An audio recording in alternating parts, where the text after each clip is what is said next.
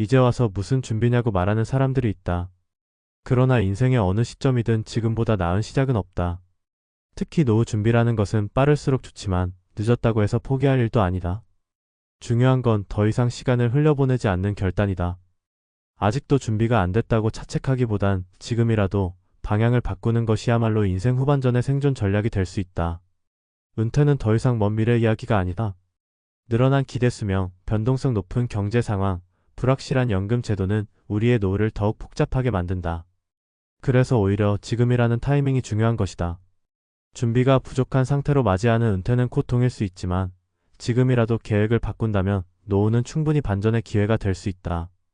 다음은 전혀 다른 배경과 상황에서 지금이라는 시간에 의미를 부여하고 스스로의 노후를 새롭게 설계한 세 사람의 이야기다. 첫 번째 사례는 57세에 퇴직한 박종필 씨의 이야기다. 그는 30년간 대기업에서 일했고 퇴직금도 어느 정도 받았지만 노후가 길어질 것이라는 예측이 실감나지 않아 한동안 아무런 계획 없이 지냈다. 처음 1년은 여유로운 듯 보였다. 여행을 다니고 취미생활을 즐겼지만 예금 잔고가 빠르게 줄어드는 것을 보며 불안이 밀려왔다. 그는 결국 이대로 가다간 70세의 생활고를 겪겠다는 위기감을 느꼈다. 늦은 나이에 무엇을 시작할 수 있을지 고민하다가 자신이 오랜 시간 일했던 품질관리 분야의 경험을 살려 중소기업 컨설팅 일을 알아봤다. 처음엔 문이 닫혀 있었지만 지역 창업센터와 연계된 무료 멘토링 프로그램을 통해 새로운 일거리를 얻을 수 있었다. 한 달 수입은 예전의 절반도 안 됐지만 그는 자신의 시간을 가치 있게 사용하는 것이야말로 진짜 노후의 안정이라고 말한다. 중요한 건 바로 지금 남은 시간 동안 무엇을 하고 싶은지 진지하게 묻고 그 답을 행동으로 옮기는 용기였다. 두 번째 사례는 경력 단절 후 60세에 다시 노후 준비를 시작한 윤정숙 씨다. 그녀는 한때 교사로 일했지만 육아와 부모 봉양으로 직장을 그만두고 긴 세월을 가정에 전념했다. 남편이 은퇴하면서 그 역시 생활의 중심이 흔들렸다.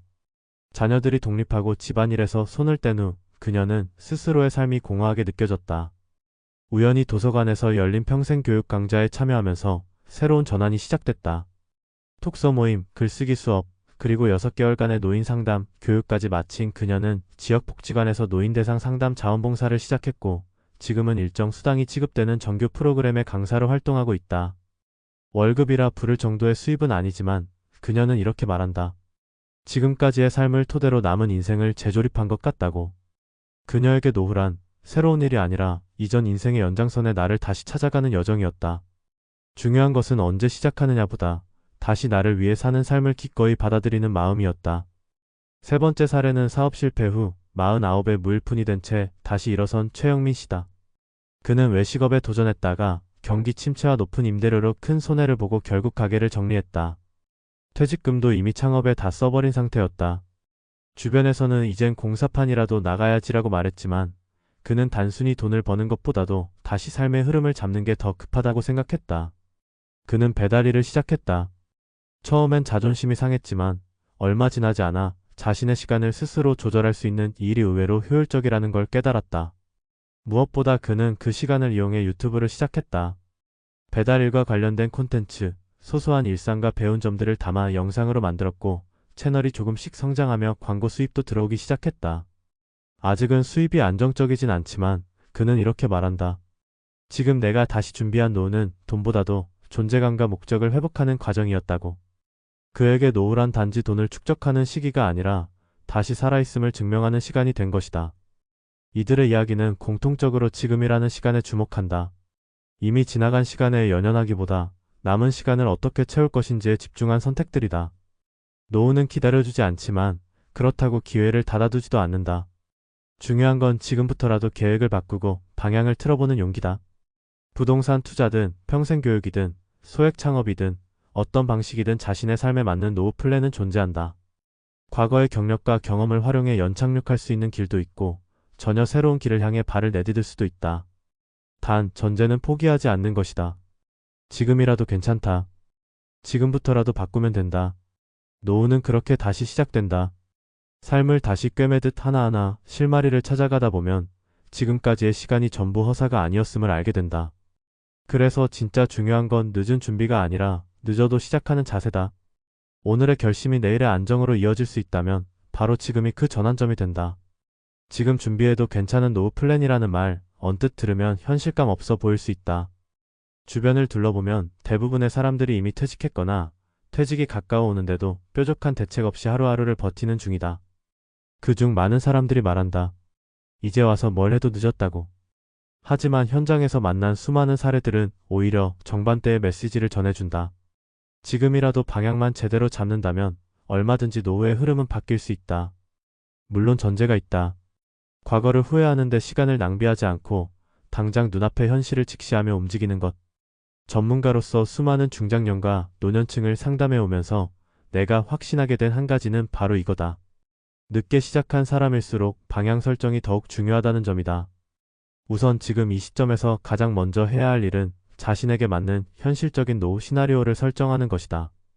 어떤 사람은 퇴직 후에도 경제활동을 지속해야 하고 어떤 사람은 자산을 지키고 효율적으로 소비하는 게 더 중요하다. 문제는 많은 사람들이 일단 버티자는 생각으로 상황을 막연히 흘려보낸다는 데 있다. 버티는 건 생존이 아니다. 분석 없이 시간만 보내다 보면 상황은 더욱 악화된다. 지금 준비하겠다고 결심한 사람이라면 최소한 나는 앞으로 어떤 식으로 살아갈 것인가라는 청사진부터 그려야 한다. 여기서 중요한 건 무조건 돈을 많이 벌겠다는 욕심이 아니라 자신이 가진 자산, 능력, 건강 상태에 맞춰 균형을 잡는 일이다. 두 번째로 강조하고 싶은 건 수입의 다변화다. 지금 시대의 월급이나 연금 하나에만 기대서는 절대 안 된다. 내가 만난 상담자 중에도 연금 수령을 시작했음에도 여전히 불안에 시달리는 사람들이 많았다. 물가가 오르고 예상치 못한 지출이 반복되다 보면 고정적인 수입만으로는 생존이 어렵다. 그렇다면 어떻게 해야 할까? 소득의 종류를 넓히는 것이다. 예를 들어 작은 재능 하나라도 있다면 이를 바탕으로 교육 프로그램에 참여해 강의나 코칭으로 연결시킬 수 있다. 컴퓨터나 스마트폰에 익숙하다면 플랫폼을 활용해 온라인 활동도 가능하다. 유튜브나 블로그 같은 채널을 운영하면서 광고 수익을 얻는 사람들도 있고 배달이나 중고 거래를 통해 현금 흐름을 만들어가는 경우도 있다. 중요한 건 금액이 아니라 흐름이다. 수입이 작은 것 같아도 지속되는 흐름은 곧 심리적 안정으로 이어지고 그 안정은 더 큰 계획으로 확장될 수 있다. 세 번째는 사람과 연결된 활동을 의식적으로 늘리는 것이다. 노후를 경제적 안정만으로 정의하면 오히려 공허해지기 쉽다. 지금 준비해야 할 진짜 노후는 사회적 소속감을 포함한 개념이다.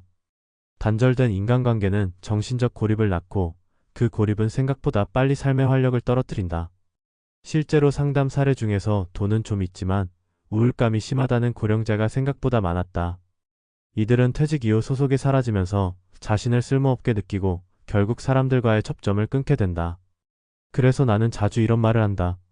노후를 준비한다는 건 결국 다시 공동체로 돌아가는 연습이라고.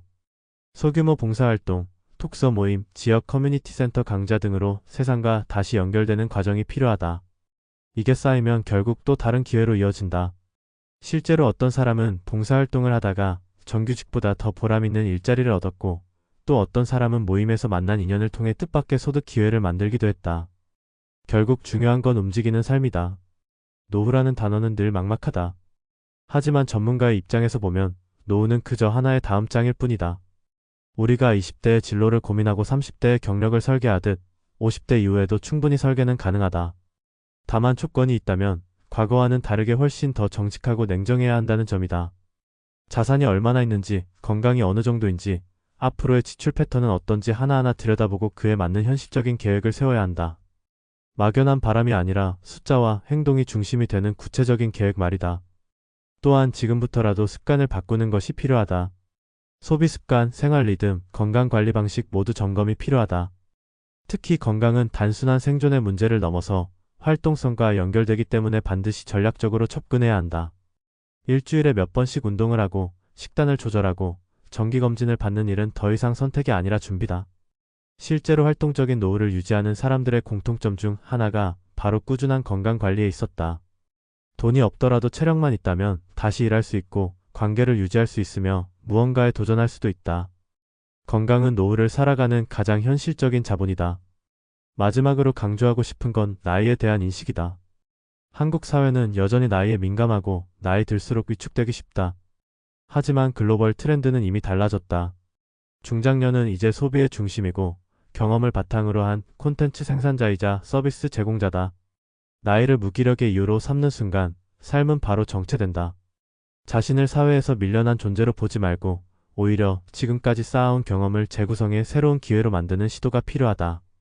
나이는 숫자가 아니라 축적된 자산이다. 이를 어떤 시선으로 바라보느냐에 따라 노후의 질은 극명하게 갈린다. 지금이라도 괜찮다. 지금부터라도 늦지 않았다.